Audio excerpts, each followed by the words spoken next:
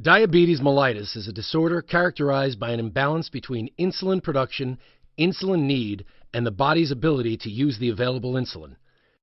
This imbalance can result from a total lack of insulin, from impaired release of insulin by the beta cells of the pancreas, from inadequate or defective insulin receptors in body tissues, or from the production of insulin that is either ineffective or destroyed before it can become effective.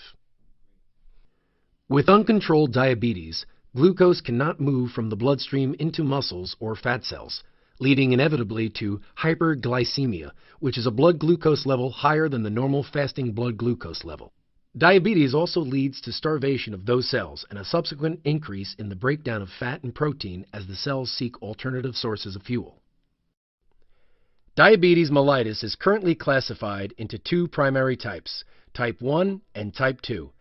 Type 1 diabetes is characterized by a total lack of insulin caused by the destruction of the pancreas's beta cells.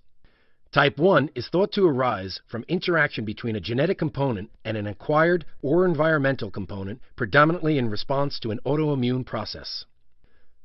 Type 1 diabetes probably develops over the course of years, with beta cell destruction happening well before the disease is diagnosed. Diagnosis is usually in childhood. Because it results in virtually absolute insulin deficiency, type 1 diabetes is treated with insulin injections. Type 2 diabetes is far more common than type 1. As with type 1, the pathophysiology of type 2 diabetes involves both genetic and acquired factors. Among acquired factors, obesity and physical inactivity are of paramount importance. The metabolic abnormalities that lead to type 2 diabetes include insufficient secretion of insulin by the pancreatic beta cells, peripheral insulin resistance, and increased glucose output by the liver. In type 2 diabetes, hyperglycemia develops despite the availability of insulin.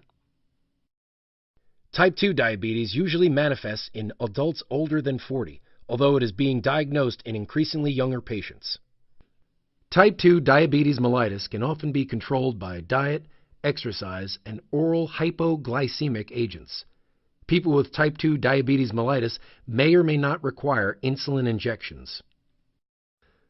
Regardless of the underlying cause of diabetes mellitus, blood glucose control is disrupted and glucose builds up in the blood to abnormally high levels, making the person hyperglycemic. Although there is excess glucose in the blood, the glucose cannot enter the cells and the cells are starved for energy. The liver recognizes the cell starvation and initiates gluconeogenesis, further increasing blood glucose levels. In hyperglycemia, glucose that should be used as energy within the body's cells is instead excreted through the kidneys in the urine. This is called glycosuria, a common sign of diabetes. Unable to utilize the blood's glucose, the insulin-deprived cells, starved for energy, begin to metabolize protein. This leads to the loss of intracellular potassium and phosphorus and to excessive liberation of amino acids. As osmotically active molecules of glucose remain at elevated levels in the blood, an osmotic effect between intracellular and extracellular fluid leads to severe fluid loss. Called osmotic diuresis, this dehydrating effect draws excessive fluid from the cells. As water and potassium pass out of the cells into the blood, this contributes to an electrolyte imbalance in which water loss exceeds the loss of glucose and electrolytes, contributing in turn to hyperosmolarity, or the abnormally elevated concentration of osmotically active particles of glucose in the cellular fluid. Hyperosmolarity encourages even more osmotic diuresis. A deadly cycle develops as water loss exceeds electrolyte and glucose loss, perpetuating dehydration, which in turn exacerbates the electrolytic imbalance, and so on. Excess fluid is eliminated by the kidneys. Osmotic diuresis often leads to frequent urination called polyuria. Polyuria, along with polydipsia, or excessive thirst, are two common symptoms of diabetes. Meanwhile, the liver converts the liberated amino acids into urea and still more glucose, contributing to further hyperglycemia and glycosuria, which leads to even greater electrolyte imbalance, even as the kidneys become increasingly unable to process and excrete the rising levels of glucose in the urine. Symptoms of type 1 and type 2 diabetes mellitus include the 3 Ps: polyuria, polydipsia, and polyphagia, which is excessive hunger. Other symptoms include fatigue, muscle weakness, and poor blood flow, which leads to further fatigue.